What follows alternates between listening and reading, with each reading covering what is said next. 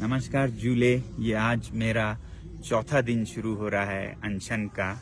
और खुले आसमान में तापमान यहाँ पर -16 के करीब था। आप देख रहे हैं ये जो गिलास पानी से भरा था ये पूरा जम गया है। और इस गिलास में तो एक विज्ञान का अनुसंधान हो गया है। ये भरा हुआ था कल रात को, अब ये उठकर ऊपर हो गया है, यानी कि जमने पर पानी का परिमाण वॉल्यूम बढ़ जाता है। इससे दिखता है टेबल पर जो पानी गिरा वो सब जम के ऐसा हो गया है। ऐसे में हम अनशन कर रहे हैं, मगर सबसे हैरानी मुझे ये है कि आज तक जो मेन स्ट्रीम मीडिया है भारत की, उसने इस आंदोलन का जो उथल पुथल इस सीमा पर हो रही है इसका जरा भी जिक्र नहीं किया। सीमा पार से एक सीमा हैदर आती हैं तो उन पर सैकड़ों घंटे चर्चा होती है, मगर भारत, चीन और पाकिस्तान के सीमा पर लद्दाख, इस पर जीरो चर्चा है। आपको पता है, मेरे ख्याल से तो आज भारत के इस सीमा पर हमारे सैनिक सबसे कमजोर स्थिति में हैं, क्योंकि यहाँ पर सबसे बड़े लड़ाकू माने जाते हैं लद्दाख स्काउट्स, सिख रेजिमेंट्स और गुरखा रेजिमेंट्स।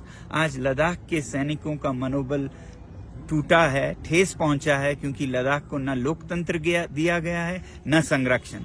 और दूसरी तरफ सिख सैनिकों का मनोबल भी कमजोर है, क्योंकि जो पंजाब में आंदोलन हो रहे हैं उसका असर उन पे भी पड़ता है। और गुरखा सैनिक तो अग्निवीर के चलते 4 साल को वो नकार रहे हैं, और वो अब उससे भी बुरा क्या हो रहा है कि चीन की सेना में भर्ती होने जा रहे हैं। तो वही सैनिक जो हमारे शक्ति थी, जिनके बारे में ये कहा जाता है कि अगर कोई कहे कि मुझे मरने से डर नहीं लगता तो वो या तो झूठ बोल रहा है या वो गुरखा है। आज वही गुरखा चीन की तरफ से हमसे लड़ेंगे। तो ऐसा उथल पुथल हो रहा है, मगर हमारी मेन स्ट्रीम मीडिया जरा भी चर्चा नहीं कर रही है। मेरी आपसे विनती है कि आप एक मीडिया बने और इन वीडियोस को शेयर करें और कहें इन हमारे भारत के मीडिया चैनल से, जो कि चौथी स्तंभ है, पिलर हैं डेमोक्रेसी के, कि वो अपना फर्ज निभाएं। मुझे नहीं समझ आता है वो रात को कैसे सोते होंगे इस तरह के दोगलापंथी में।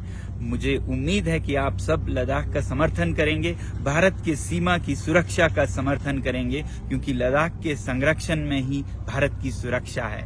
धन्यवाद।